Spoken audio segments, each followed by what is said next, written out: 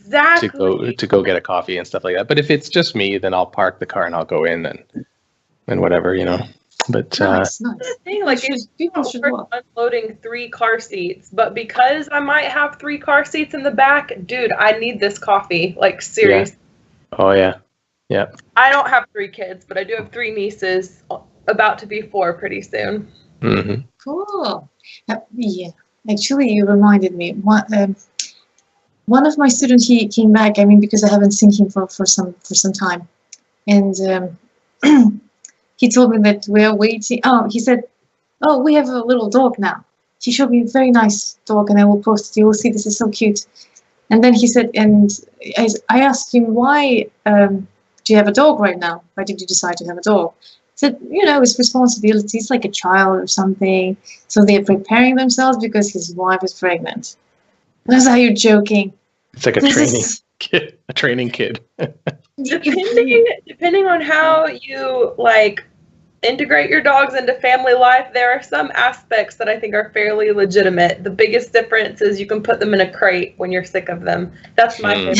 Yeah, but it's still responsibility. I think if you are not responsible, start with fish, and then cats, and maybe some hamster or something. Hamster will die anyway, but so you will at least learn a lesson anyway. But I think he's a great guy, and I'm very happy for them. So I was very happy.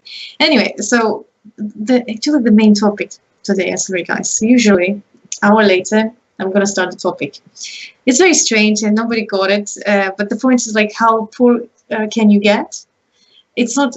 I'm not sure it's about money. It's about refusing all these comfort things that you have in your life, and how like how many things you can like throw away. For example, can you imagine living in a different house without like a cell phone maybe, or trying to eat the same meal every day? Do you believe that you can survive and still be happy?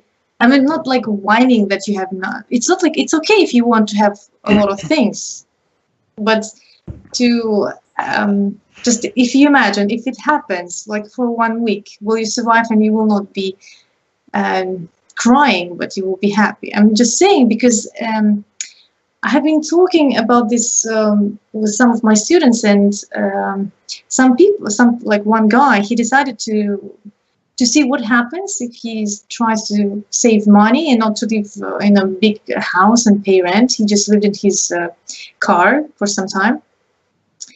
And with his dog, he ate something wherever he ate, I don't remember. But the point is that he saved a lot of money. It wasn't even the main point for him, all these things, because he wasn't married, he didn't have kids, so who cares? So basically he was doing what he wanted to do. He traveled where he wanted to travel, he spent money where he wanted to spend, so it was not important for him. So he was still happy. I know it sounds strange, but if it's not like I'm saying that you have to think that if you have a big house or something or wherever, you should be ashamed or something. It's stupid. I'm just saying, do you think that you can do it, and how far you can go? A lot of studies have shown that people tend to be happier overall with experiences instead of things. So what you're describing makes sense. And, you know, I think from a personal standpoint, that makes sense as well. I'm really into Zen Buddhism, and there's a book that I'm reading called The Zen Teachings of Homeless Kodo. He was a homeless Zen master, and he died, I think, in the 1980s or something like that. But his name was Kodo Sawaki, and he was homeless in the literal sense, but also people called him that because he believed in always maintaining a certain fluidity of thought and not allowing yourself to be tied down to one way of thinking all the time. So he didn't find his home in any one mode of thinking or anything like that. And he just wandered around. And that was the thing, like his experiences and the relationships he had with his students were worth more to him than things.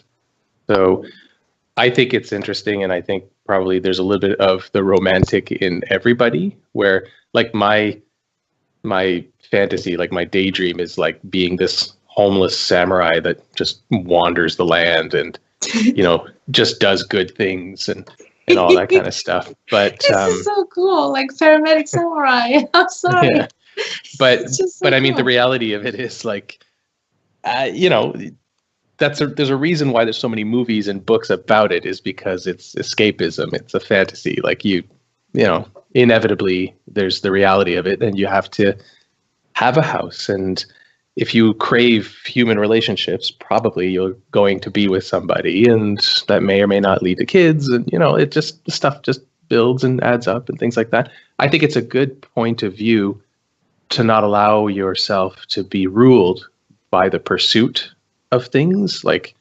that's feasible. Like you can achieve that. You know, I'm not going to say, well, because this guy over here has a Land Rover, I should get one, or I should be upset because I don't have one, although I like Land Rovers quite a bit. But anyway, that's my 2 cents. Nice, well done, well done. The Russians. I think Yulia is busy because her husband is around, but it's okay. Anatoly? Well, I should say that what you was talking about is just like nothing. I mean, I experience that I'm sorry, what? almost every year when I go hiking.